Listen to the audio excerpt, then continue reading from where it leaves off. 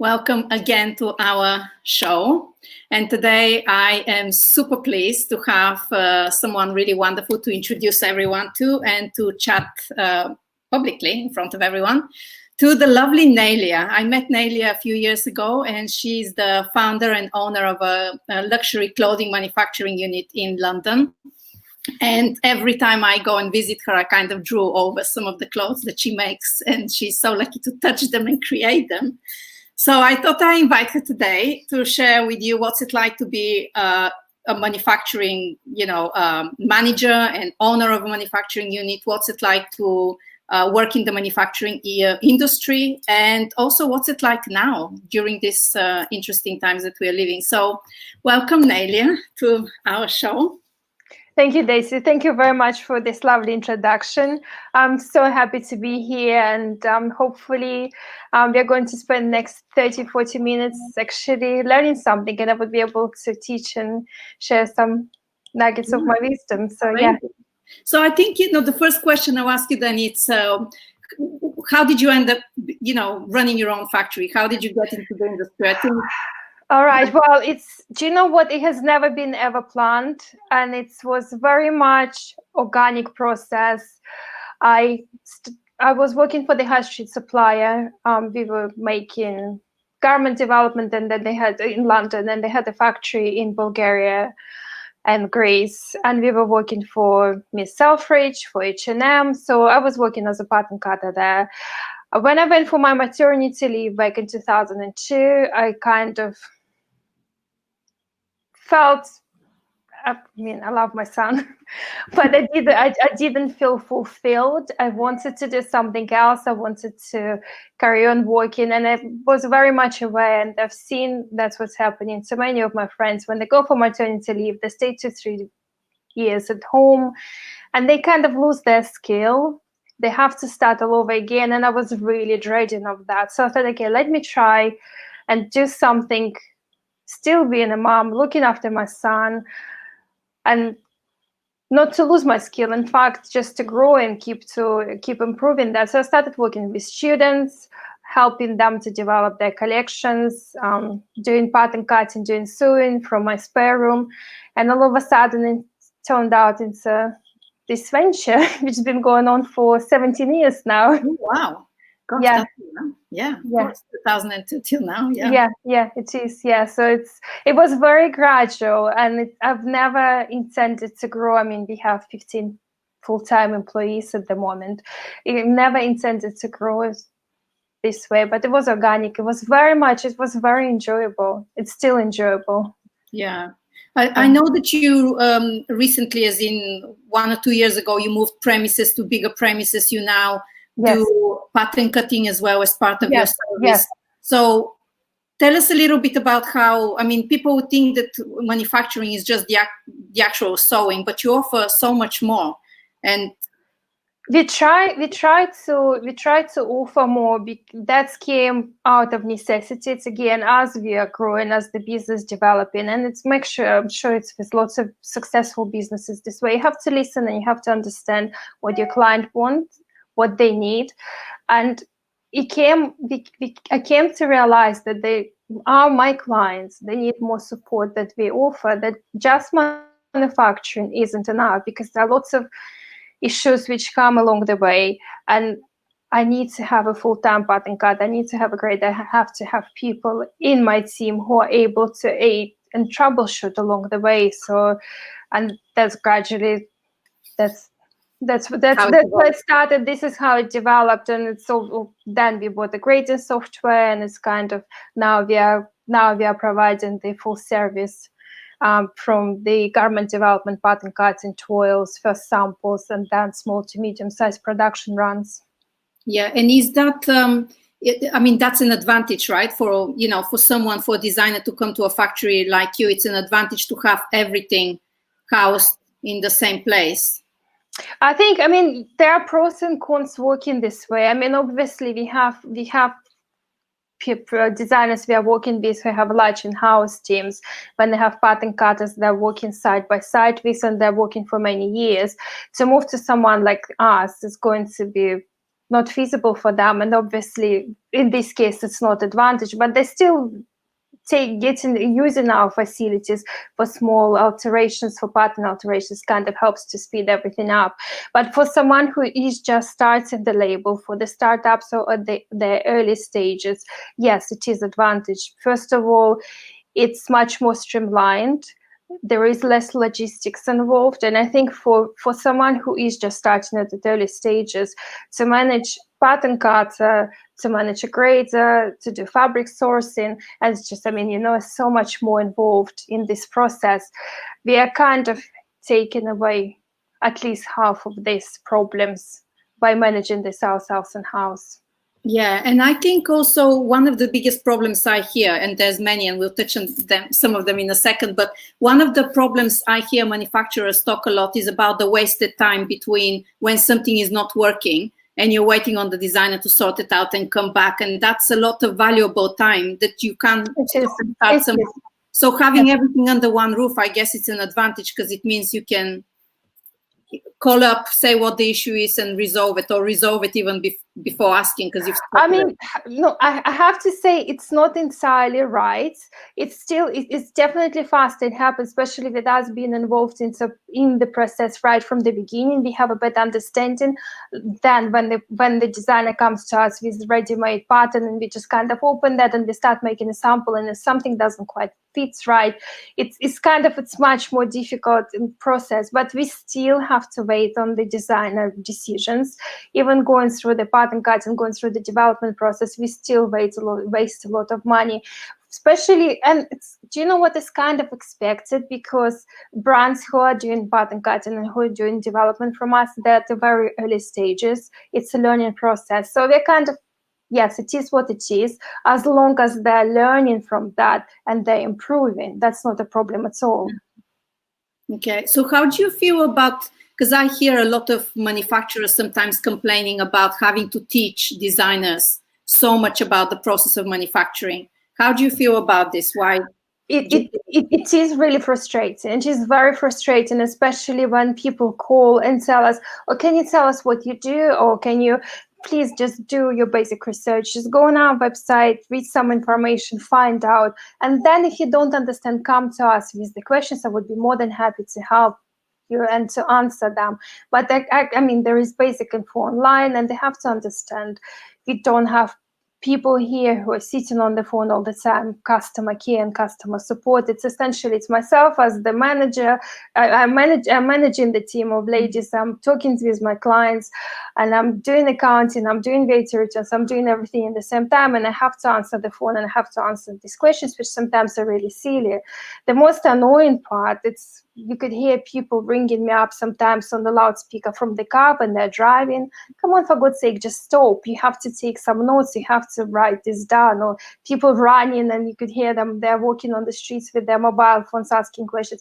That's really annoying. It's just simple respect. I don't call even my friends when I'm walking on the street, because you have to give some time to people. It's just that's quite frustrating. But it's down more to their manners and to their upbringing, and just in general to their culture, rather than anything else.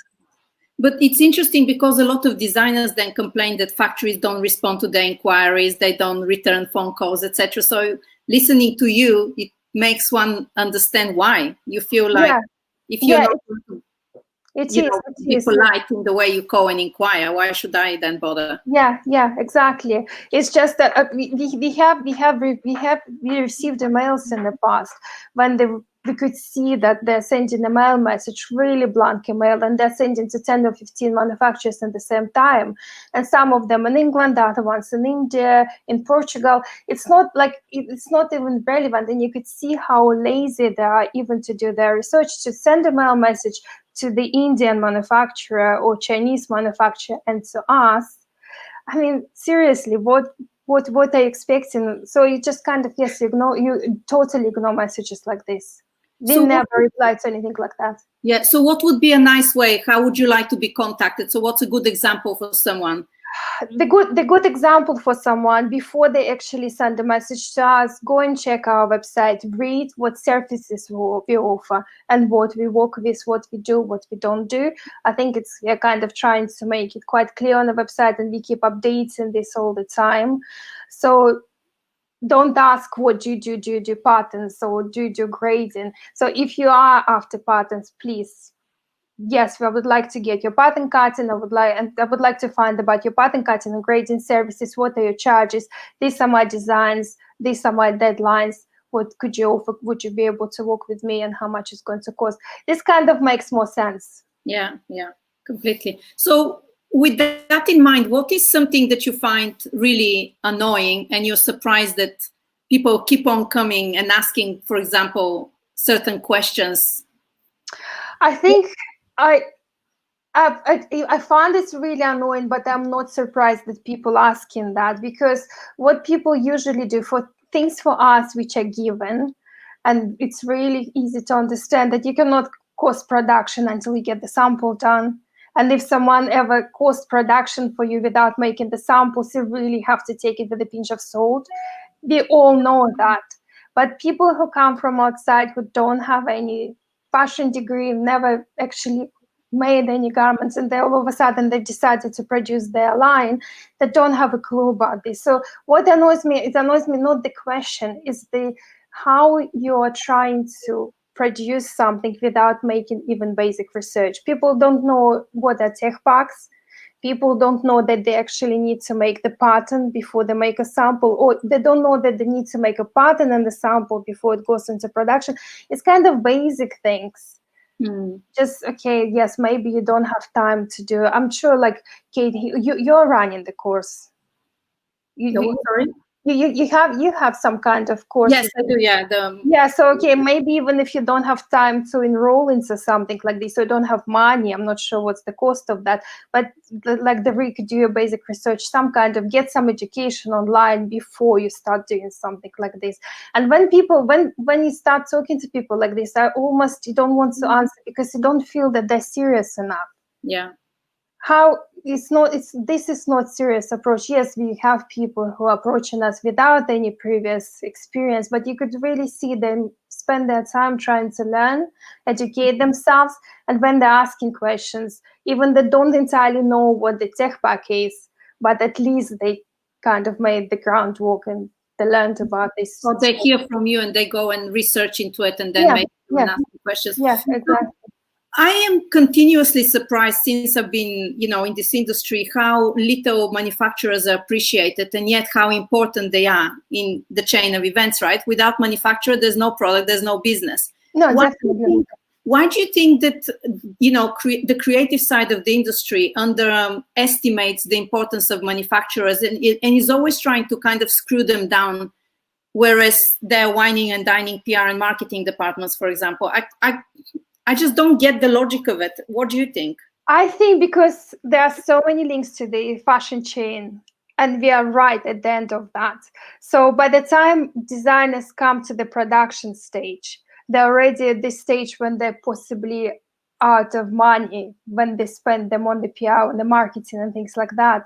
So that's one thing, that they're essentially out of budget, and they're trying to. It's like usual. You go to the department store. You went there to buy shoes, and you stop on the way. You bought makeup and you bought nice jewelry, and then you go to the shoe store. Okay, hold on a second. There's a lovely pair of shoes. That's what I really wanted to buy, but hold on a second, I have £10 less. But you go to the shoe store and you either use your credit card, or you just go downgrade for the pair which is less, so you just go and you buy it next time. The approach in here is totally different, and I think this is illogical. When they come to us, they're already out of money. These are our charges. Somehow this is where it starts. They start bargaining. It's bringing the prices down, and some of the techniques are used. They're actually not ethical and not nice at all. So this is number one. Number two, yes, it's PR. PR, marketing, creative side, they're very important. And you cannot, if you put it on a scale, you cannot say that production overweights this. It all goes hand to hand.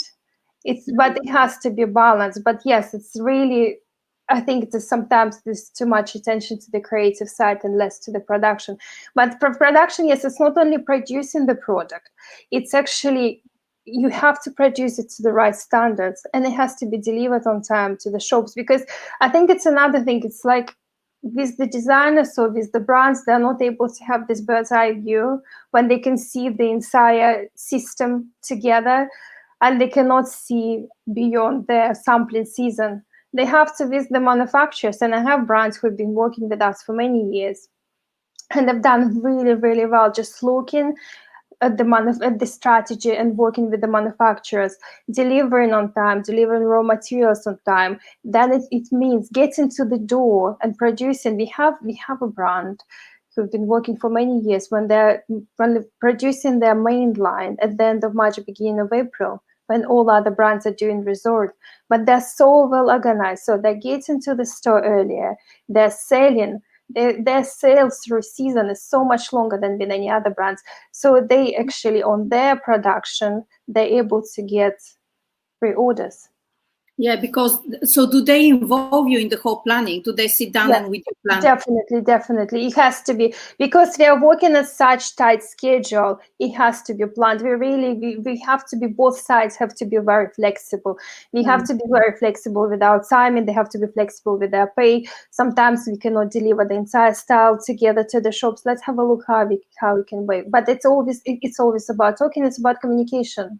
Yeah, I mean, the manufacturing industry and fashion is such a personal industry. It so depends on, the two parties getting on and working side by side as partners. So involving you and treating you as a partner sounds like the right thing to do, right? But it also allows you to plan your schedule, because you don't have just one client, you have many. What happens if someone's clothes, a part of their delivery gets delayed? What is the effect, the knock-on effect on you and your business? I mean, it's huge. It's huge, because I think the thing is, what you have to remember, that there are people behind the machines. They have their ladies with families, with kids. They have they have rent to pay. They have to buy their bread and butter. So essentially, when you don't deliver on time, it means you're leaving these people without work. If there is no work, it's as the company, myself as the business, I'm struggling to pay their wage.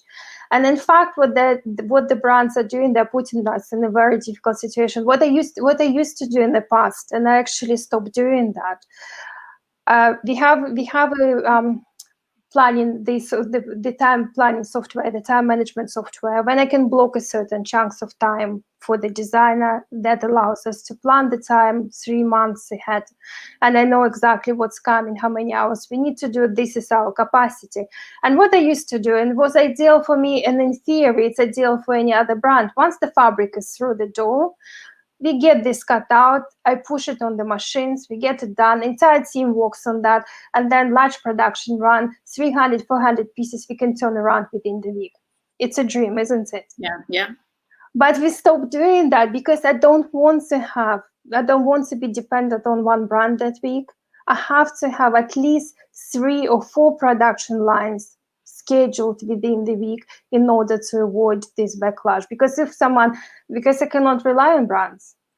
And it's not always, the brands tend to blame mills. Yeah. But when you start looking at the core of the problem, it's not the mill's fault. Yeah. Have you paid the mill on time? Have you placed your order on time? Did you check the color swatches on time? It's a really difficult supply chain. Yeah. It's really time consuming. And but it's not moving parts. Right? Yeah, exactly. And then you haven't proved the sample, you haven't proved the swatch on time. You should expect that the mill is not going to deliver this on time. And you should let us know, if you know already in advance that your fabrics are going to be 2 or 3 weeks late. Why don't you let your manufacturer know? Yeah. It's about communication. And I think in most of the cases, they're afraid to communicate. It's this fear of actually facing this problem and talking to the manufacturer, whoever it is, just telling you, look, this is the problem, this is the issue. I wouldn't be able to pay on time, I wouldn't be able to deliver on time. Can we walk?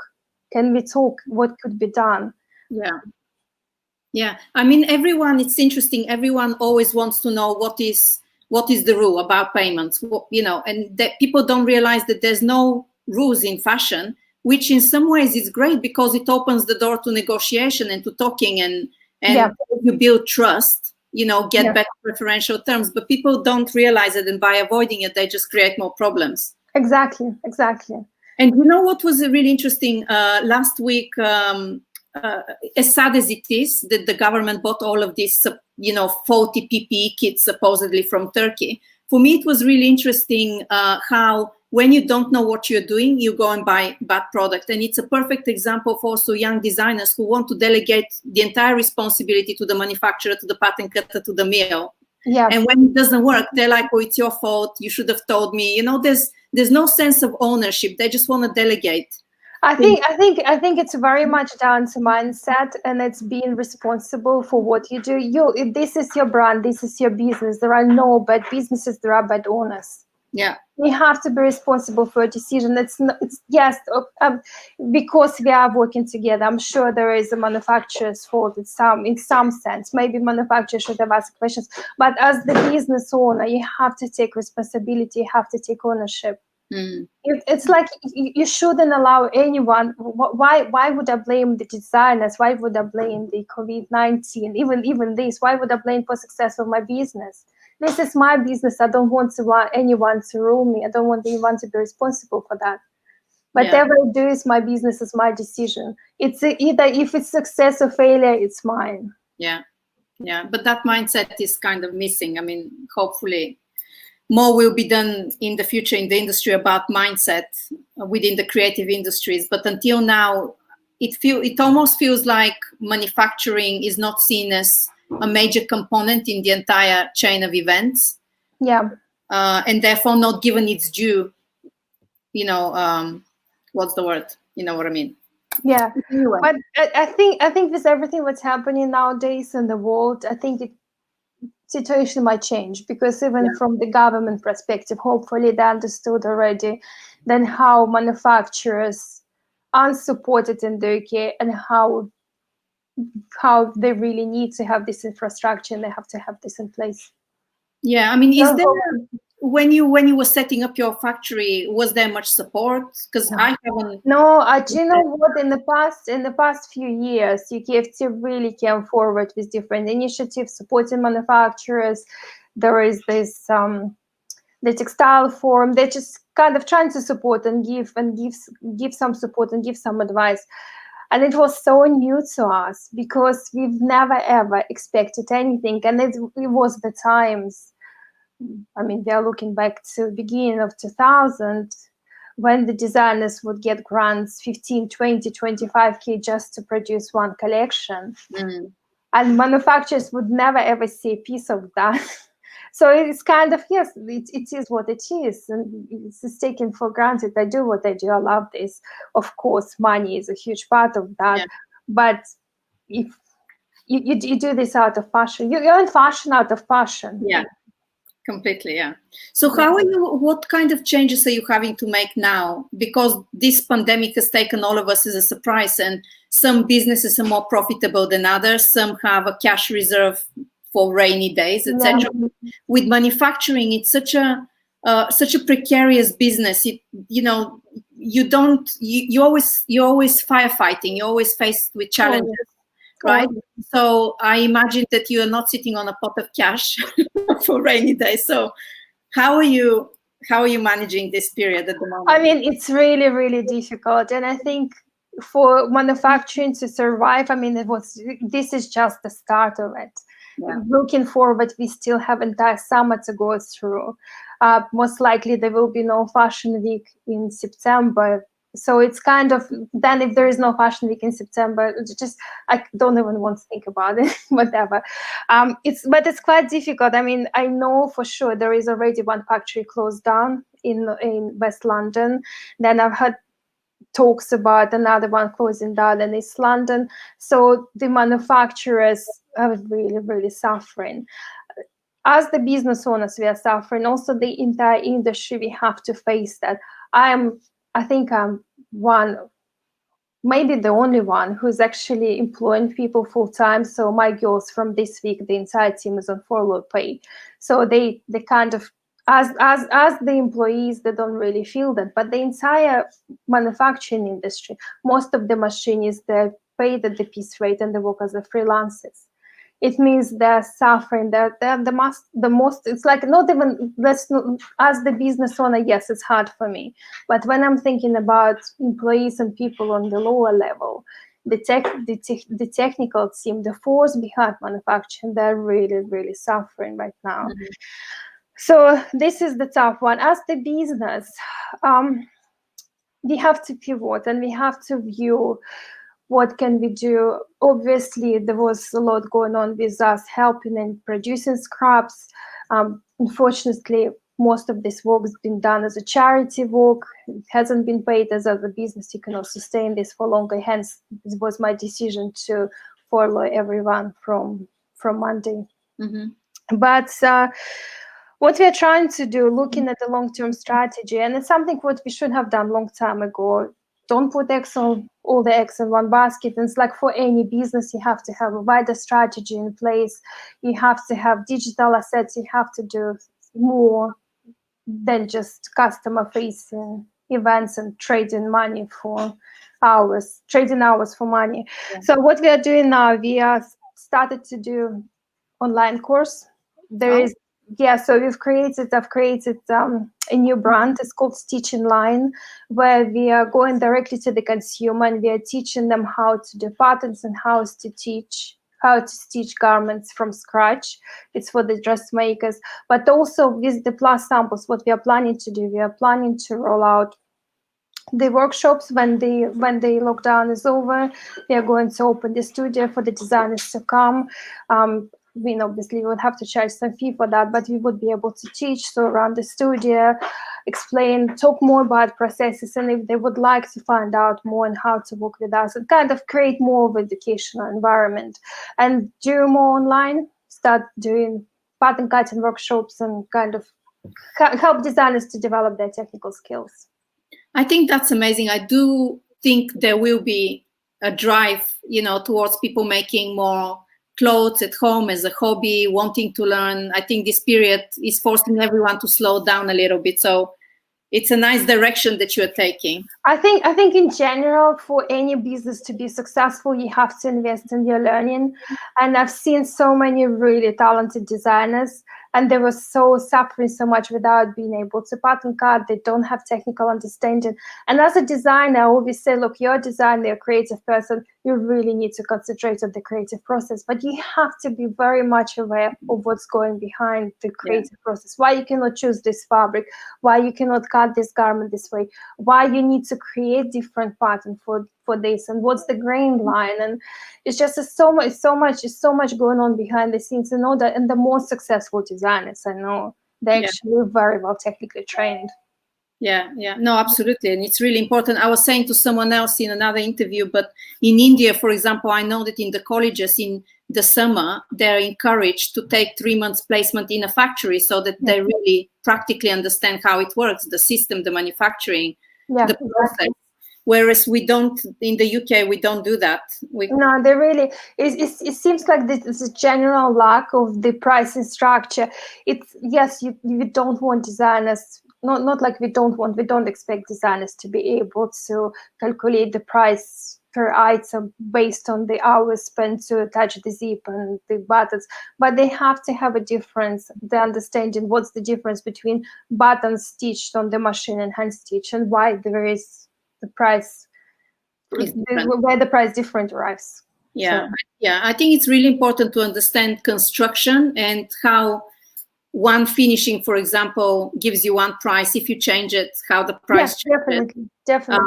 You have to be a good commercial designer, understand how your design impacts the price, etc., which is a real big missing link in the industry. Yeah, right? Exactly. Yeah, but so how this period of time and this whole kind of slowing down, how do you think it's going to affect the industry, and what kind of an impact will you mentioned, like dreading, not having Fashion Week in September, which I'm hearing in a lot of places that certain countries are moving online to have it online. So I I think whatever it is, we have to look at the positive sides of that, and there will be lots of positive things which will come from that. We are learning to work different ways. I mean, look at us. We have this opportunity to talk online, which I don't think would have ever happened if it's not this lockdown. It's just so many things happening. I think people are getting more aware as well, being more sustainable. And I think being sustainable, I think it will be different meaning to that.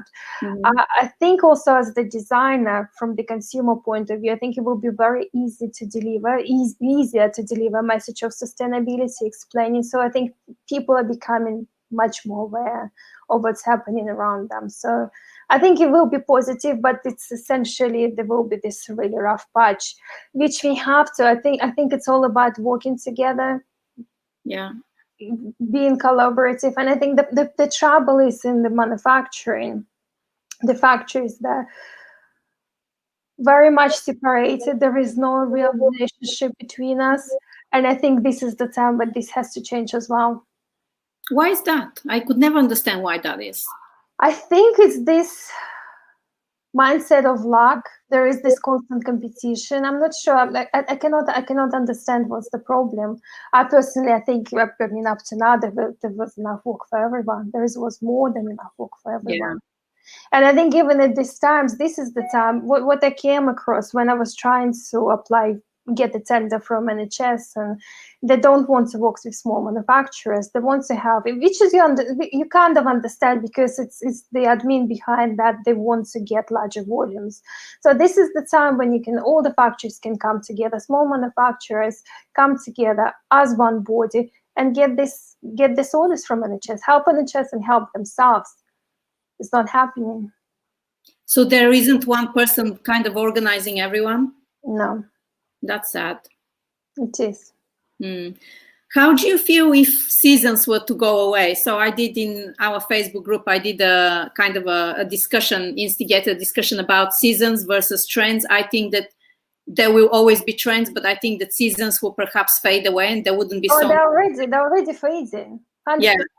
If you're looking at the fashion schedule 10, 15 years ago, when you have really prominent autumn and winter, and then you start getting resort and pre-fall orders, and then it's really all over the place. It's definitely, I think this is the tendency, and yes, that's what's going to happen. And maybe let's wait and see. Maybe after this lockdown, if they miss September Fashion Week, maybe this is the time when they actually. But as a manufacturer, do you feel threatened? Do you feel worried that might result in less work? No, not at all. Okay. Not at all. I don't see the reason. In fact, I remember when we just starting out, when I had a team of 3, and it was I moved to the studio in Fulham. It was in 2004, and these prominent seasons, they were creating lots of problems for us. It was very difficult. There was this fast dopamine cycle when you have these fashion collection times, and you work till midnight, you work till 1 o'clock at night prior the show for 2 or 3 weeks, and then there is this huge black hole of no work. Whereas with the resort and pre-fall collections introduced, our life actually became much easier. And then with the menswear changing the schedule as well, it's much better for us as the manufacturer. It would be an advantage. Not to have seasons, just to have continuous collections. Just to have more fluid flow. Yeah. That's amazing. Cool. So what would you advise someone looking to get into the industry? With all your experience, what's your word of wisdom? Well, I think I tell you what, and that's what I say. I have lots of people coming to us and kind of finding us online. And when someone comes to me, I usually ask if it's a startup label, so what's your background and why you're starting this? And if someone tells me because I love fashion, seriously, I don't want to work with people like that. Before you start doing something, you have to really understand what the fashion is. And it's a beautiful thing, but there's so much more elements to that than the catwalk shows. You have sourcing, you have management, you have finance management. And as a designer, someone who is starting your brand, most of the designers are in the situation when they have maybe limited cash flow.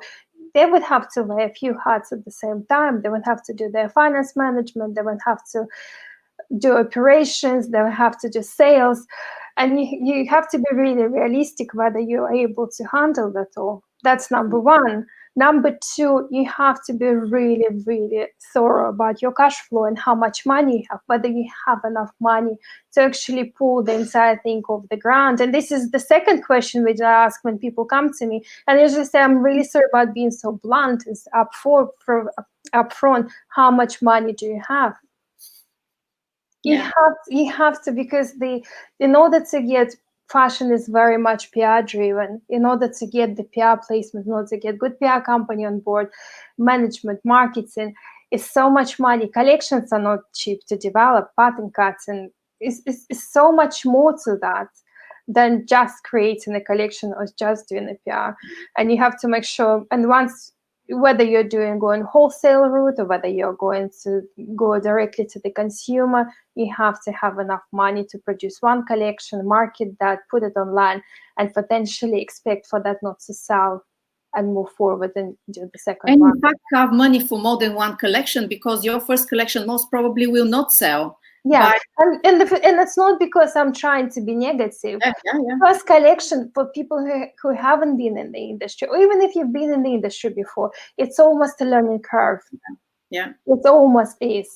And the smaller you're trying to make, the kind of more condensed it is, the cheaper it gets. But it's usually a learning curve. You're trying to still establish a brand. You're trying to find your voice. You're trying to find your character. It's just, it's usually first collection. It's a trial. Yeah. And also people in the industry, they want to see that you have the staying power, and you're going to come up with a second and a third collection before. Definitely. I mean, it's like with anything. You don't just go and you don't like even if you go to the bakery, you don't just enter straight away. Usually, I mean, I'm sure there are people like this who would buy, but for me, when you go to the restaurant, you go and you see what's going on inside, how it smells, how it looks, if there are people inside. Maybe you pass there a couple of times, and then you think, maybe this is the time to try that. Yeah, that's a really good analogy. It's similar with the fashion brand. Unfortunately, not being a restaurant, a fashion brand, this kind of experience, delivering this experience, comes at a larger cost. Yeah. But it is what it is. You create your first collection to send it out there to the world, to the social media, to the press. Here I am. That's what I'm capable of. Would you like to come and buy? By the time the world knows about you, they're already tired of your first collection. They want to see something new from you. So that's how it is. Yeah, and you mentioned quite a lot here, money and costing and accounting, and it's interesting because most people don't actually actively think of the fashion industry as a business, as a money-making venture, which it should be. It should be. I think, unfortunately, this is not the case for most of the designers. Well, in this country, I think that in America, in other countries, the reason they have more successful brands is because, creatives team up with someone who is business-minded and numbers-minded, and they realize it's a business. At the end of the day, you're in it to make money. Yeah, the most. Yeah, this is the other thing. Of course, yes, the most successful brands, they would have really good financial backup. And then it's not even, obviously, it's the good cash flow when you don't have to struggle if you have to go buy the fabrics. When you get your order, you bought the fabrics, you place it, you produce that. But it's also in terms of getting the numbers right, getting your costings right, knowing what the garment costs. And I've seen so many brands who've been in the industry 4, 5, 6 years, they still know the true cost of their production. Yeah, it's true. So sad. What, when you think of all your clients that you worked with, when you think of someone who is your favorite, what makes them your favorite? What would make you do anything for them? God, there are a few like this. It's difficult. Some of them, with lots of my clients, it became very close. Some of them you just see they're really talented, and there's just I think in general it's really nice people. Mm. It's nice people. It's all down to relationship. It's all down to communication. This is nice person. You really want to help them. You want them to do well. And then they see the other one. Okay, look, it's kind of, do I really want to work with you? No. But we were just talking about how important business and numbers is. Just because someone's nice is probably not enough. No, of course not. So they have to keep coming up with the goods, with the orders, be professional. Yeah, no, definitely. I mean, I'm talking nice, like in general. It's like it's interesting you picked up on this because it's such a personal relationship. You know, it's very personal. It's very, very personal, and I think at least for us, and this is the truth with lots of my clients. We have very close relationship that we've been together for 10, 12 years. And there are some brands which I've been working with right at the beginning, and now they cease to exist anymore. But we're still relationships still going with, there's still friendships, because I think you get attached so much. And with the fashion, once you start developing the collection, once you start doing production, God, you see, I see some of my clients more often than I see my son. So as sad as it sounds, it is what it is. So, and then it's, and I think there's so many challenges, ups and downs, you know. Yeah, exactly. It's very emotional. It's emotional roller coaster. And I think maybe that's why as I started, there were lots of brands who were with me. They were emerging at the same time as my manufacturing business was growing. And we've been all going through this emotional roller coaster. Do we carry on? Do we stop? And like, that's the difficult one. And I think this is the other thing as well. Whoever's watching now and maybe they're in the second or third or fourth year of their business, that's what I want to say. I think this everyone's been through, and the more successful brands you see up there, everyone's been through the stage. I got fed up of this. Doesn't matter how much I love this, I'm going to close. But I think the most successful ones who actually get through that barrier, that don't give up and just take the ownership of all their mistakes, learn from that, and carry on and keep going. Yeah, and there's no shame in, you know, in going down and starting again. No, definitely not. Yeah, but especially those who own the luxury and this pretense, right, that everything is rosy and it's fine and sales are amazing. And I think this is the problem, and this is the thing I'm actually planning to do. Maybe starting from next week, talk to some of the designers I've been working with. Some of them who already don't work anymore, and talk. It's not about being negative. It's about being realistic. Have these interviews just to find out, okay, look, we are all talking about fashion. It's beautiful. When you go to the show, it's just so much, it's really rewarding. But what's going on behind the scenes?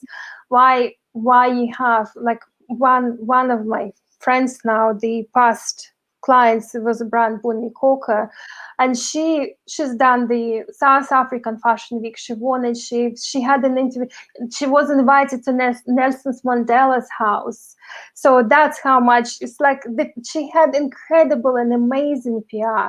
But after 4 seasons, she closed down. So I know what's the reason for that, but people who see that, they see all these beautiful pictures, and she was fantastic. She's one of the most talented people I've ever worked with.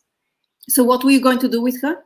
We are going to do an interview online chat, similar what we are doing now, just to talk about problems. Why did she actually close, and why she stopped trading? Okay, great idea. So as a educational kind of. It's educational, yes, and it's not trying to be negative. It's trying to be realistic. That's what's happening in the world. That's what's happening in the fashion industry. And I think also the other problem as well, and what I've seen in the past, there are lots of brands coming with the experience. Not brands, the designers coming, or someone who would like to create a brand with the experience from the previous lives, from the previous, when they worked in other manufacturing industries, when they worked in the banks, and they're kind of trying to apply the same rules to the business. And it doesn't work in fashion, and it's very, very difficult for them to understand the cash flow forecast. All the planning and everything is so different and much more challenging. Yeah. Yeah, you're totally right. And it's very difficult for, especially even for clients of mine, when they tell me they're working with an accountant, I always ask, do they have experience in fashion? People don't understand that it's a different mindset. You know, everything works. The payment plans, the way money you pay and you receive money, it's different. It's not your standard textbook account. Yeah, definitely. And I've seen it's accountant, and you get coaches. I'm very much I'm very much pro. Like, I always have someone who's mentoring me, who's looking after me. And I had the coaches in the past who are not from the fashion industry, which is fantastic. They come with their fresh views, but the ideas they come up with, and they don't have understanding of the industry. Yeah. And it's really, really difficult. So you do need to, you need to work with, like, even it's again things. If someone is looking for the coach, it has to be someone with the fashion experience. Yeah, or knowledge. Yeah. Let me ask you something else before we wrap up. I was recently on Instagram, and I happened to be on a conversation. Why is there no manufacturing platforms, like really good, like a definitive manufacturing platform where you go and find a manufacturer and contact them and you sell? You know, it's dream come true. And you know that I spent time building a manufacturing platform, and there's countless others now because there's so many, and yet none of them really work. I tell you what, I think if something like this happens, it has to be done by the manufacturers themselves, by the manufacturers, for the manufacturers. And it has to be kind of more on a charity, on pro bono basis, rather than money earning venture. Because margins are so skinny in the manufacturing, especially when it comes to production, that's essentially manufacturers are not able to pay for services like this. And I had someone in the past who was approaching me, people from the similar platforms, when they do the platform and they see this as the way to earn money, when they're asking 10 to 15% from the sales for their services, which is kind of standard industry, where when you do wholesale, this is what you would pay to the agent. But the thing is, they don't understand that sometimes manufacturers don't even get 5% margin from the sales. So how can I give this 10% to somebody else, even if I don't have that?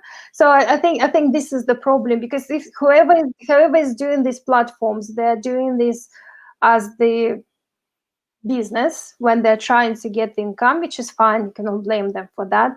But again, there is no understanding of what's there behind and how much they can, what realistically they can earn from that. So that's why maybe projects like this, they just, as they started, they already go down the drain, because manufacturers are not even it's done for the benefits of the manufacturers, but we are not able to support that because we don't have margins. Yeah, I mean, from my point, and then there are other ones. I think there is this there are other ones which just kind of cheaper ones, but then you have to really spend your time nurturing them and maintaining relationship, and there we don't have time for that either. So yeah, so this is interesting. I think the time factor is important. But from my point of view, what I learned from building ours was that just because you put all the manufacturers on one platform doesn't mean that people know how to select the right one for them. Yeah, definitely. And I think this is the annoying thing about platforms as well. And it's kind of, there are quite few of them, but I stopped as the manufacturer. I'm not really attracted to that, because you get this enormous amount of requests for the question, and it's just maybe 99% of them are relevant. So it's still down. So because if the people who are using these platforms, if they don't know how to make research, how to select right manufacturers, whether they're doing their online research or they're using the platform, it's not going to make a huge difference. But also they don't know very often what the right manufacturer means. So everyone wants to find the right manufacturer, but what does it mean? I mean, it means different things to different people. For some of them, it's the convenience. For some people, it's the price. For the other ones, it's the quality. For somebody else, it's the relationship. So everyone is looking for different things. So I think it's very important, even before you start this journey, you have to understand what's important to you as the brand, as the designer. What do you want to see in your manufacturers? What's important for you as the brand? Are you looking for quality and sustainability, or you look for cheap prices? This is why, and this is the problem with the lots of brands who come to us that don't have a clue. So even if, okay, they don't have understanding about fashion, supply chain, that's fine, but they're just a general, very, very simple, basic business acumen is lacking. Yeah. But I mean, if they're not taught that, and if there's not enough information out there for them to learn, it's very difficult. Yeah, of course, because also it seems to be, it's so easy and approachable. You open a website, you go to Shopify, open a website, create few outfits, put it on the store, and it's sold for you. This is the perception people get. Yeah. That's it. This is deceivingly easy. I wish it was this way. This is not the way it is, and this is how it's very upsetting and frustrating for us as the manufacturers. But also, it's heartbreaking to see people spending wasting their money doing things like this, hoping that they open the store and people will start coming and doing orders. There's much more to that. You have to create your brand, you have to get your strategy, marketing, sales strategy. And also, I think there should be another strategy, how you're going to work with your manufacturers. That's really important as well. Because if you don't have good relationship with the manufacturers, if you don't have the right manufacturer, and yes, the right manufacturer doesn't mean someone in the UK or in India. It could be it's not necessary if I'm based in the UK, I'm right for someone. Maybe their right manufacturer is in India, but you have to know why I'm wrong for you, or why the manufacturers in India more suitable. Yeah, so I mean, minimum order quantities, and pricing, that all of that comes into play, as well as the relationship. But also the other thing as well, how much experience to manage factory abroad. And I think this is what I always say to everyone: start small and start local. And I think there's lots of people when they start, go, they're so expensive. It's really expensive, yes. But when you go to India and you order 1,000 pieces, or you go to China and order 1,000 pieces at £1, or you produce 10 garments here at £100, you're going to spend exactly the same money. But the amount of mistakes and even in environmental impact you're going to create, let's think about this. With everything what's happening around, you have to think about the environmental impact you're creating by overproducing, by going cheap and doing things which are going to end up in the landfill later. Yeah, totally. You're absolutely right. And I always also advise people at the beginning not to be so focused on profits, but just like learn the process, get it right, and then start thinking, where else do I go in order to expand? I think in any business, whenever you go, my husband is engaged her into to start getting business from the cafe and restaurant is going to take 1.5 to 2 years for the business to become profitable. Once someone expects for the manufacturing, for the fashion label to be faster. Anywhere you go, if you go to the construction anywhere, it's going to take at least 1 year to bring for business to start breaking even.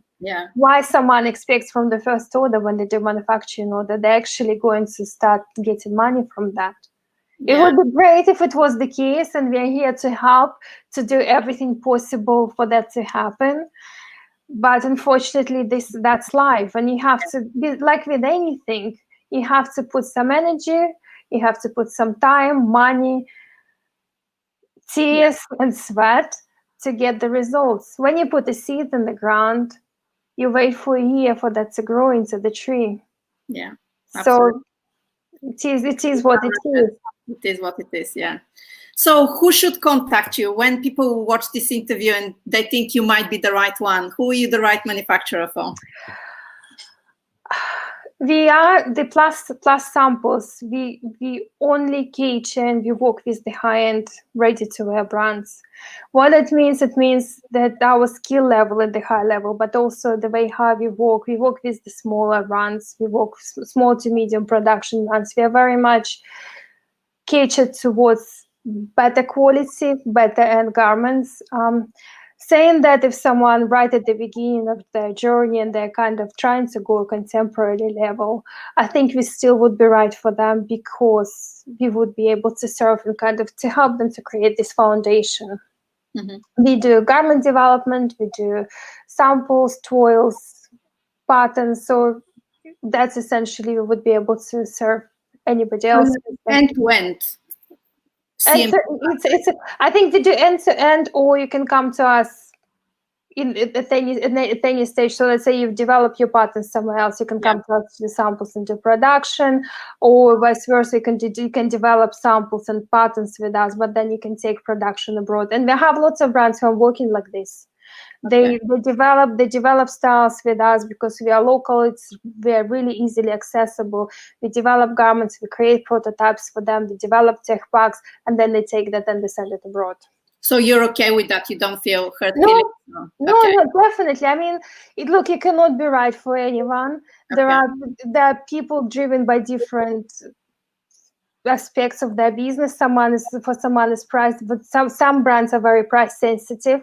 And unfortunately, being in the UK, paying living wage to your employees, I cannot compete with China, Portugal. But you have to, when you make choices like this, when you move to China, when you go work abroad, you really need to weigh all the pros and cons. And the problem is, it's managing the factories, their prices.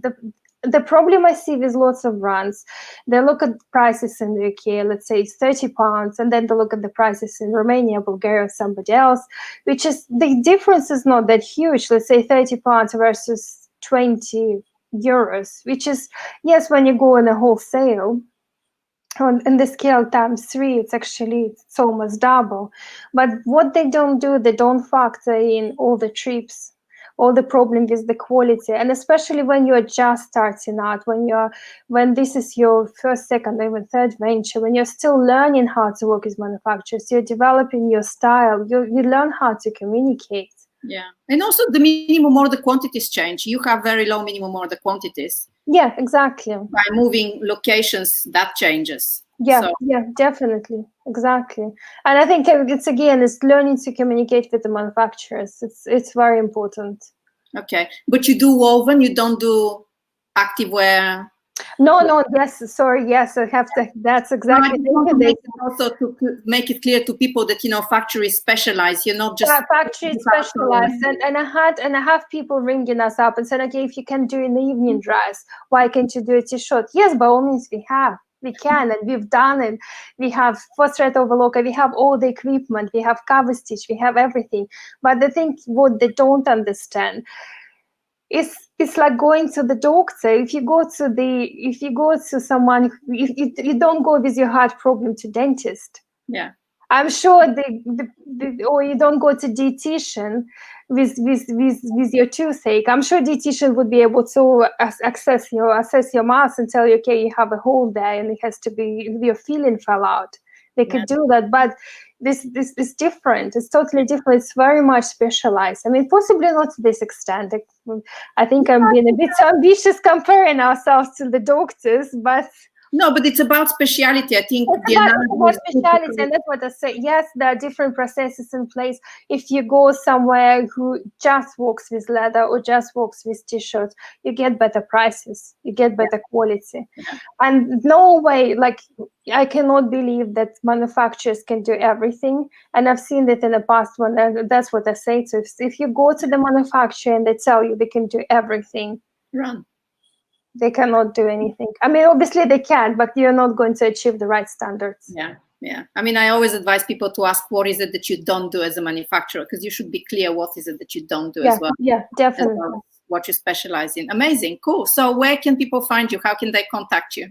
So they can come and find us on our website. If they go to www.plussamples.co.uk, they can call our studio. It's 0289308 and we will be happy to assist if they need patterns, samples, small to medium production runs, or just in general, if you are looking for advice, we would be really happy to help. But before they come for advice, they have to do their initial research. Yeah, amazing. Well, thank you so much. That's been great interview with lots of useful information. Thank you, Daisy. It was lovely to chat to you. We'll connect again, I'm sure, in the future. Definitely. And catch up. Cool. Thank you so much. All right. Take care. Thanks. Bye.